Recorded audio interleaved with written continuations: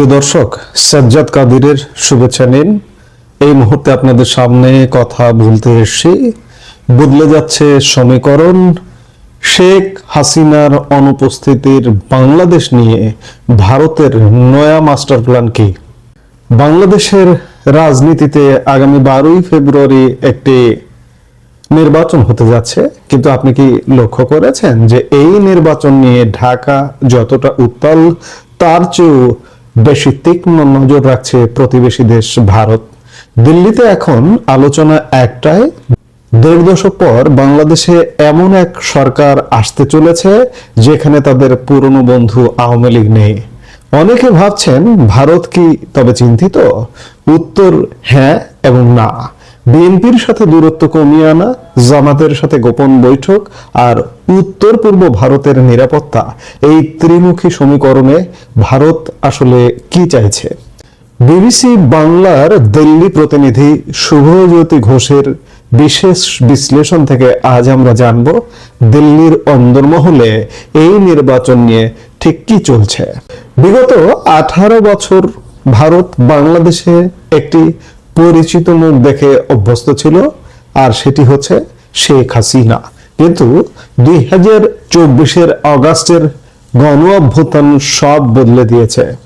দিল্লি এখন স্বীকার করে নিয়েছে যে আওয়ামী লীগ আপাতত ক্ষমতার দৃশ্যপটে নেই।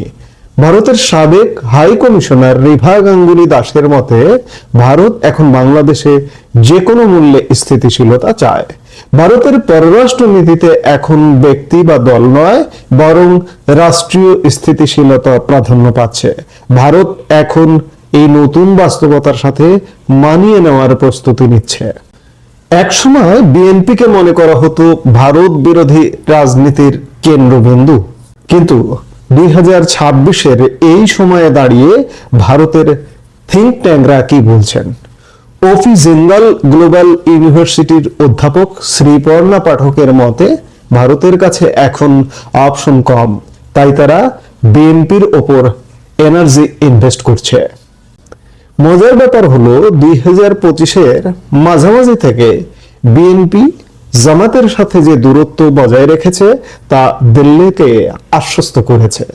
খালেদা জিয়ার অসুস্থতা ও মৃত্যু পরবর্তী সময়ে নরেন্দ্র মোদীর শোক বার্তা ছিল একটি বড় রাজনৈতিক সংকেত। ভারত এখন বিএনপিকে একটি স্টেবল শক্তি হিসেবে দেখছে। জামাতে ইসলামের রেড লাইন কি মুছে যাচ্ছে? এই পয়েন্টটি সবচেয়ে চমকপ্রদ। যে জামাতকে ভারত সব সময় রেড লাইন বা নিষিদ্ধ অঞ্চল মনে করত, তাদের সাথেও কি এখন তলে তলে কথা হচ্ছে? আইডিএস এর সিনিয়র ফেলো শ্রুতি পট্টনায়ক জানাচ্ছেন জামাতের সঙ্গে ভারতের কর্মকর্তা পর্যায়ে যোগাযোগ স্থাপিত হয়েছে। এমনকি জামাতের আমির শফিকুর রহমান নিজেই দাবি করেছেন ভারতীয় কূটনীতিকের সাথে তার সাক্ষাতের কথা। ভারত এখন আর কোনো পক্ষকে বাদ দিতে চাইছে না। রিভা গাঙ্গুলি দাসের ভাষায় প্রতিবেশীকে তো আর পাল্টানো যাবে না, তাই বিজনেস তো করতেই হবে। পরিবর্তিত পরিস্থিতিতে ভারতের প্রধান দুশ্চিন্তা উত্তর পূর্ব ভারতের নিরাপত্তা। সবকিছুর ঊর্ধ্বে ভারতের একটি শর্ত, নিরাপত্তা। শেখ হাসিনার আমলে উত্তর পূর্ব ভারতের বিদ্রোহীরা বাংলাদেশে আশ্রয় পায়নি, উল্টো অনুপ চাটিয়া বা অরবিন্দ রাজখোয়াদের ভারতের হাতে তুলে দেওয়া হয়েছিল। দিল্লি স্পষ্ট বার্তা দিয়ে দিয়েছে ঢাকায় যে সরকারি আসুক, ভারতের 7 সিস্টার্স বা উত্তর পূর্বাঞ্চলের নিরাপত্তা নিয়ে কোনো আপোষ করা হবে না। শ্রুতি পট্টনায়ক স্পষ্ট বলছেন, আপনারা পাকিস্তানের সাথে সম্পর্ক বাড়ান বা যা খুশি করুন, কিন্তু সেটা যেন ভারতের নিরাপত্তা বিনিময় না হয়।